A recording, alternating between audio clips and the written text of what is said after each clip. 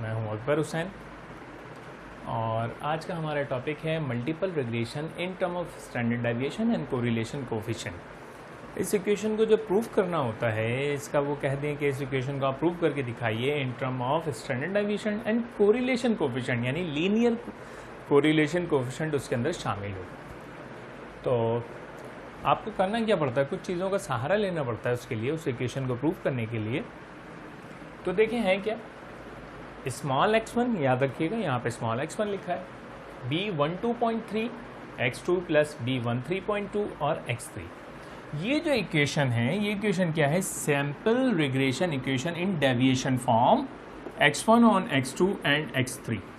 ये sample regression equation है x1 on x2 and x3। तो देखें x1 यहाँ मौजूद है, x2 यहाँ मौजूद है, x3 यहाँ मौजूद है, इस वजह से लिखा है x1 on x2 and x3 है कौन सी equation, sample regression equation deviation form के अंदर। अब कहें कि भाई यहाँ पर डेविएशन तो कहीं है ही नहीं, तो याद रखिएगा डेविएशन, देखें यहाँ स्मॉल x लिखा है, स्मॉल x1, तो इसका मतलब ये हुआ कि डेविएशन फॉर्म का मतलब कि जो स्मॉल x1 है ये किसके बराबर है, कैपिटल X1 माइनस x1 बार। अब आपको पता है डेविएशन क्या होती है, इसी को तो डेविएशन कहते हैं। अगर मैं इसका सम कर लूँ, सम ऑफ डेविएशन जो होता है वो किसके बराबर होता है, between x bar and x1 किसके बराबर होता है, 0 के बराबर होता है। तो इसका मतलब है समीशन स्मॉल x1 किसके बराबर होगा, 0 के बराबर होगा। इसी तरीके से समीशन x2 भी 0 के बराबर, समीशन x3 भी 0 के बराबर। फिर अगर इसके ऊपर स्क्वायर लगा दिया जाए, यानी x1 के ऊपर स्क्वायर, x1 के ऊपर स्क्वायर, तो इसका मतलब है समीशन x1 का स्क्वायर अगर लगा दिया जाए तो ये जो फॉर्मूला है अगर मैं इसे n से डिवाइड करा दूं तो ये क्या बन जाता है, स्टैंडर्ड डेविएशन यानी वेरिएंस बन जाता है s2 का स्क्वायर। वेरिएंस s की फॉर्म में लिख रहा हूं मैं वेरिएंस को, s2 का स्क्वायर, और ये n बन जाता है। इसी तरीके से जब स्मॉल x1 और x2, इनके प्रूव हम बाद में करेंगे, सिर्फ अभी इनका सहारा लेंगे कि x1 और x2 का समीशन कर लिया जाए तो ये किसके बराबर होगा, n होगा कोरिलेशन कोफिशिएंट, स्मॉल r लिखा, कोरिलेशन कोफिशिएंट 1 और 2 के दरमियान, standard deviation of 1 standard deviation of 2। इसी तरह जब 1 और 3 होगा तो क्या आ जाएगा, 1 3 कोरिलेशन कोफिशिएंट हो जाएगा, standard deviation of 1 standard deviation of 3। इसका सहारा लेंगे। बस ये जो हमने इक्वेशन लिखी है sample regression equation in deviation form, इसका हम सहारा लेते हैं इस इक्वेशन को प्रूव करने के लिए, multiple regression in term of standard deviation correlation को प्रूव करने के लिए हम इसका सहारा लेते हैं। तो सबसे पहला जो काम करना है, हमें क्या करना है, नॉर्मल इक्वेशंस बनानी है। नॉर्मल इक्वेशंस क्या होती हैं, आपको पता है कि नॉर्मल इक्वेशंस किस तरीके से बनाई जाती हैं। मैं 3 नॉर्मल इक्वेशंस बना रहा हूँ, तो पहला इसके साथ समीशन मल्टीप्लाई कर देता हूँ, इसी इक्वेशन के साथ समीशन मल्टीप्लाई कर दीजिए। तो देखिए अगर मैं समीशन मल्टीप्लाई करता हूँ तो समीशन x1 b12.3 ऐसी आएगी और समीशन x2 प्लस b13.2 और समीशन x3, ये एक नॉर्मल इक्वेशन बन गई। अब इसके साथ जो है मैं क्या करता हूँ, x2 मल्टीप्लाई करा देता हूँ पूरी इक्वेशन के साथ, तो summation x1 x2 b12.3 summation x2 का स्क्वायर हो जाएगा, क्यों, क्योंकि x2 मल्टीप्लाई करवाया है इस इक्वेशन के साथ, प्लस b13.2 और समीशन x2 पहले लिख रहा हूँ और x3 बाद में लिख रहा हूँ। अब तीसरी नॉर्मल इक्वेशन बनाता हूँ, इस इक्वेशन के साथ x3 मल्टीप्लाई करा दूंगा, यहाँ x2 मल्टीप्लाई करवाया था, अब इस इक्वेशन के साथ x3 मल्टीप्लाई करवा दिया, summation x1 x3 b12.3 summation x2 x3 plus b13.2 summation x3 का स्क्वायर हो गया। बस ये जो नॉर्मल इक्वेशंस आपने बनाई हैं, इक्वेशन 1, इक्वेशन 2 और इक्वेशन 3, ये जो फॉर्मूलाज हैं आपके पास, इनको इसमें पुट कर दीजिए और आपके पास जो इक्वेशन बनेगी उसे बिल्कुल सिंप्लीफाई करेंगे और b12.3 और b13.2 इनकी वैल्यूज़ जो है वो हम क्या करेंगे, रिग्रेशन कांस्टेंट जो इनकी वैल्यूज़ हम निकाल लेंगे और फिर उसको निकालने के बाद इस इक्वेशन के अंदर जो हमने सैम्पल रिग्रेशन इक्वेशन थी उसके अंदर पुट करेंगे, तो हमें मल्टीपल रिग्रेशन इक्वेशन मिल जाएगी in term of standard deviation and correlation की फॉर्म में। तो देखें अगर मैं इन वैल्यूज़ को इन इक्वेशंस के अंदर, इन नॉर्मल इक्वेशंस के अंदर इन वैल्यूज़ को अगर मैं पुट करूं तो पहली इक्वेशन तो 0 बन जाती है। देखें अगर मैं यहाँ रखता हूँ समीशन x1 समीशन x1 किसके बराबर है, 0 के बराबर है, समीशन x2 भी 0 है, समीशन x3 भी 0 है। याद रखिएगा स्मॉल x है ये। तो पहली इक्वेशन तो आपके पास क्या हो गई, इक्वेशन 1 पे जब आपने रखा तो इक्वेशन 1 तो हो गई 0 इज इक्वल टू ये भी पूरी 0 हो गई प्लस 0। इक्वेशन 2 पर जब आप आएंगे तो क्या होगा, यहां पर अब आपको क्या रखना पड़ेगा, n, यहां क्या हो जाएगा आपके पास R12 S1 S2, इसकी जगह ये वैल्यूज रख दीजिए, प्लस B12.3 और समीशन x2 की जगह आप क्या रखेंगे, n S2 के स्क्वायर। देखें यहाँ पे समीशन x1 के स्क्वायर इसके बराबर था, तो अगर यहाँ पर आपके पास जो है समीशन x1 है तो यहाँ पर क्या आ जाएगा, x1 का स्क्वायर। तो अगर यहाँ 2 होगा तो 2 का स्क्वायर हो जाएगा, अगर यहाँ 3 होगा तो 3 का स्क्वायर हो जाएगा। आपने ये लिख दिया, प्लस B13.2 सेकेंड इक्वेशन के अंदर हम पुट कर रहे हैं n R23 हो गया, ठीक है जनाब। यहाँ 1 2 था तो 1 2 हो गया, यहाँ आपके पास 2 3 है तो 2 3 हो गया, और S2 S3। अब आप आ जाए इक्वेशन 3 पे। तो इक्वेशन 3 पे जब आप आते हैं तो इक्वेशन 3 क्या बन जाएगी, इक्वेशन 3 आपके पास बन जाएगी n R13 S1 S3 is equals to, ये इक्वल्स टू है ना, यहां पर क्या हुआ, समीशन x1 x3, ये इसकी वैल्यू लिख दी। अब B12.3 इसकी वैल्यू लिख दीजिए n R23 और क्या आ जाएगा इधर S2 S3 प्लस B13.2 इसकी जगह आप क्या लिखेंगे, n और S3 का स्क्वायर। ये अब आपके पास इक्वेशंस बन गई। इन इक्वेशंस को मज़ीद सिंप्लीफाई कर लीजिए। जब हम इन इक्वेशंस को मज़ीद सिंप्लीफाई करते हैं फिर हम क्या करेंगे, इनको साइमल्टेनियसली सॉल्व करेंगे और B12.3 की वैल्यू और B13.2 की वैल्यू निकालेंगे और इस इक्वेशन में पुट कर देंगे। तो अब देखें, मैं इसे मज़ीद सिंप्लीफाई अगर करूं तो क्या हो सकता है, देखें इधर n है आपके पास, S2 n है, एक S2 जा सकता है, या स्क्वायर है, n है और एक S2 बाहर निकाल के इधर से कॉमन निकाला और इधर से n और S2 कैंसिल हो जाएगा। इधर से क्या होगा, n S3 और इधर एक n और S3 ये कैंसिल हो जाएगा। तो देखिए इक्वेशंस कुछ इस तरीके से बन जाएंगे। आफ्टर सिंप्लीफिकेशन इसको मैं अगर करता हूं तो ये बन जाएगी R12 S1 ये इक्वेशंस। तो अब यहां पर क्या हुआ भाई, आपके पास बचा B12.3, n जा चुका है, एक S2 जा चुका है, तो आपके पास खाली S2 बचा, प्लस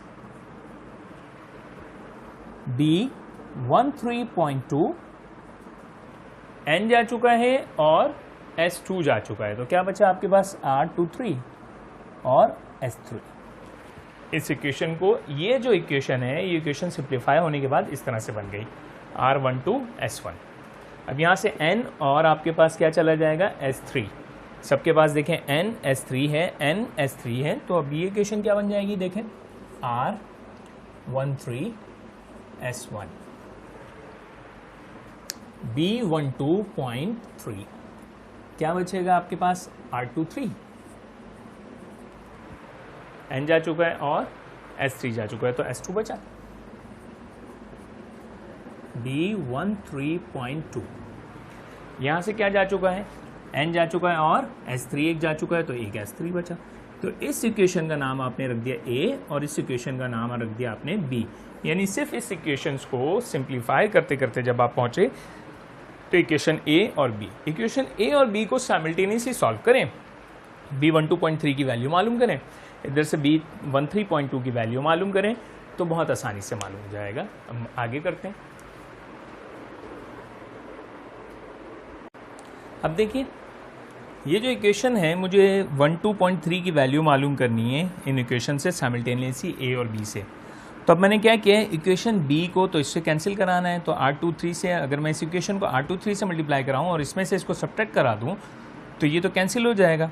तो मेरे पास आसानी से b 12.3 की वैल्यू मालूम हो जाएगी। तो देखें इक्वेशन b को मल्टीप्लाई करवाया, देखें लिखा हुआ equation b multiply by R23, इस पूरी इक्वेशन को R23 से मल्टीप्लाई करा दिया and subtract from equation a।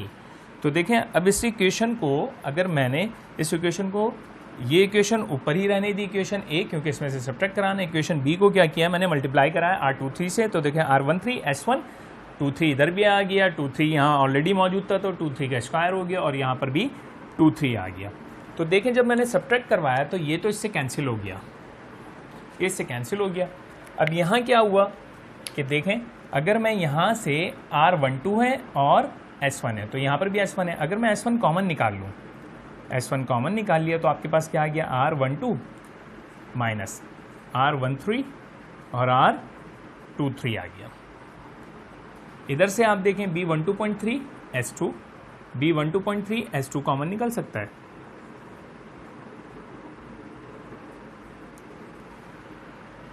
तो क्या बचा आपके पास 1 माइनस R23 का स्क्वायर। बस अब ये वैल्यू, क्योंकि मुझे 12.3 की वैल्यू चाहिए ना, तो ये मल्टीप्लाई हो रहा है, इधर जाके क्या हो जाएगा डिवाइड हो जाएगा। तो देखें B12.3 इसका किसके बराबर हो गया, ये पूरी वैल्यू इधर डिवाइड होने आ गई। तो देखें S1 अपॉन S2, यहाँ क्या है आपके पास R12 माइनस R13 R23 और डिवीजन के अंदर क्या आ गया 1 माइनस R23 का स्क्वायर। तो ये जो आपके पास वैल्यू आई है, ये जो आपके पास वैल्यू आई ये किसके आ गई 12.3, यानी b की वैल्यू आ गई आपके पास। ये इस वैल्यू को उठा के इधर रख देंगे। अब इसी तरीके से बिल्कुल सिमिलरली यही काम आपने दोहराना है, लेकिन करेंगे क्या, क्योंकि हमें जो है वो 12.3 तो मिल चुका है, अब हमें इसे कैंसिल कराना है, अब B13.2 की वैल्यू मालूम करनी है। तो अब हम करेंगे क्या कि इस इक्वेशन को, ये जो हमने काम किया इसे उल्टा कर देंगे कि इक्वेशन a को मल्टीप्लाई करवाएंगे और सब्ट्रैक्ट इसमें से करेंगे। तो आपको फिर क्या मिल जाना चाहिए, ठीक है ये देख लेते हैं B13.2 ये आपको क्या मिलेगा, ठीक है ये अभी हम देख लेते हैं। अब देखिए ये आपने B12.3 की और B13.2 की, इन्हीं इक्वेशंस को, वो जो हमने दो इक्वेशंस थी उन्हीं इक्वेशंस को साइमल्टेनियसली सॉल्व करके ये दोनों वैल्यूज़ निकाली हैं। अब इन दोनों वैल्यूज़ को उठा के इधर रख दीजिए, बस आपको इक्वेशन मिल जाएगी। याद रहे कि स्मॉल x1 किसके बराबर है, बाद में हम पुट करेंगे कैपिटल X1 माइनस X1 बार के। तो बस अब इन वैल्यूज़ को दोनों को इस इक्वेशन के अंदर पुट कर दीजिए, ये जो आपने जिस इक्वेशन का सहारा लिया था।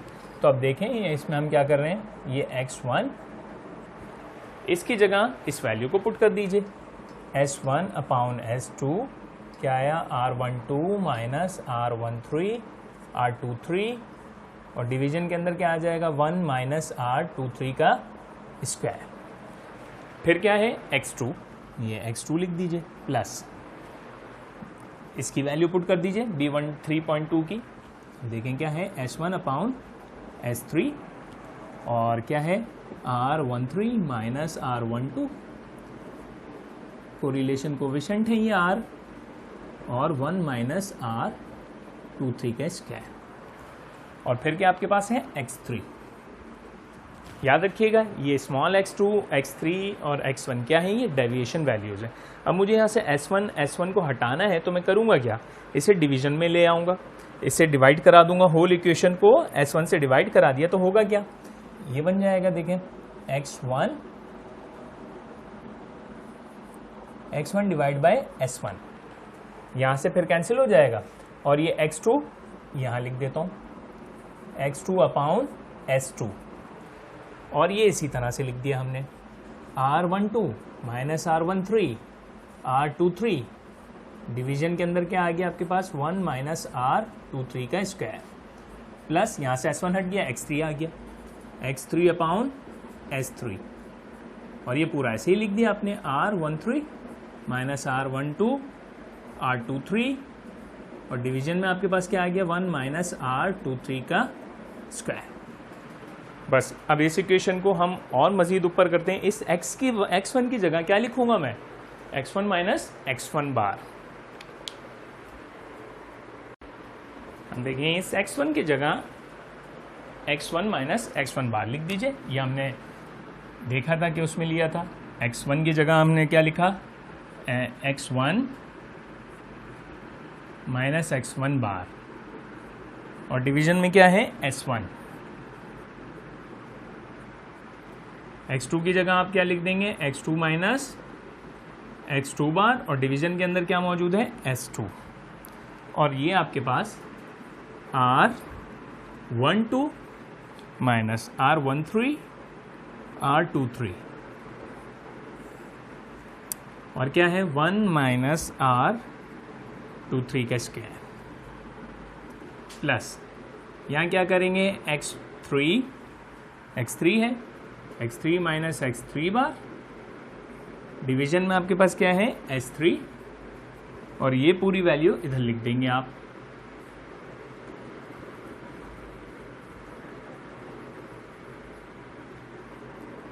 R13 माइनस R12 R23, और डिवीजन में क्या आ गया आपके पास, 1 माइनस R23 के स्क्वायर। ये आपके पास जो इक्वेशन बनी है, इस इक्वेशन को कहेंगे आप, क्या कहेंगे कि मल्टीपल रिग्रेशन इक्वेशन है in term of standard deviation. Standard deviation भी मौजूद है एंड कोरिलेशन कोफिशिएंट, और इसके अंदर कोरिलेशन कोफिशिएंट भी इन्वॉल्व है। बस इसके अंदर हुआ हुआ क्या है कि शाहिद जमाल साहब ने ये हिस्सा है, इनको डेल की फॉर्म में लिखा हुआ है। शाहिद जमाल साहब ने क्या किया हुआ है इसको, कि देखें यहाँ पर ये x1 माइनस x1 बार है, अपॉन s1 है, ये x2 माइनस x2 बार है, अपॉन s2 है, और इसको उन्होंने क्या लिखा, ठीक है, उसको उन्होंने लिखा del 12 upon del 11 plus x3 minus x3 bar upon s3, इसको उन्होंने ऊपर वाले हिस्से को लिखा डेल 13 अपॉन डेल 11। देखें अब ये दोनों के नीचे मौजूद है, तो इसको उठा के अगर इधर मल्टीप्लाई कराने के लिए भेज दें तो कोई हर्ज नहीं है कि ये इक्वेशन इस तरह से भी लिखी जा सकती है। ये शाहिद जमाल साहब का काम बता रहा हूँ, वैसे ओमन इस इक्वेशन को इस तरह से लिखा जाता है। शाहिद जमाल ने इस इक्वेशन को अपनी किताब के अंदर इस तरह से लिख दिया। तो अब हम इसको ये कर सकते हैं, भाई यहाँ से हमें डेल हटाना है, तो इस इक्वेशन को हम किस तरह से लिख सकते हैं, इस तरह से भी लिख सकते हैं कि डेल से आप जो है पूरी इक्वेशन को क्या करें, मल्टीप्लाई करवा दें, तो यहाँ मल्टीप्लाई हो जाएगा, ये कैंसिल हो जाएगा, ये कैंसिल हो जाएगा। तो देखें उन्होंने इस तरह से कर दिया काम, x1 माइनस x1 बार, s1 मल्टीप्लाई करवाया, तो यहाँ तो आ गया डेल 11 इक्वल्स टू के इस तरफ, यहाँ से कैंसिल हो जाएगा, तो x2 minus x2 bar upon s2, और यहाँ क्या रह जाएगा, सिर्फ डेल 12 रह जाएगा, प्लस x3 माइनस x3 बार, s3 रह गया, और ये डेल 11 कैंसिल हो जाएगा, डेल 13। तो देखें शाहिद जमाल की बुक के अंदर वो इस तरह से इक्वेशन गिवन है, आप इस तरह से करें, या आपको फिर डेल की वैल्यू निकालनी पड़ती है, डेल की वैल्यूज निकालनी पड़ेंगी। यहाँ ऑलरेडी आपने क्या करना है, वैल्यूज रखेंगे कोरिलेशन कोफिशिएंट की, और आसानी से इसे सॉल्व कर लेंगे। तो इस तरह से करें या इस तरह से करें, दोनों तरह से एक ही बात है, ये कहलाती है मल्टीपल रिग्रेशन।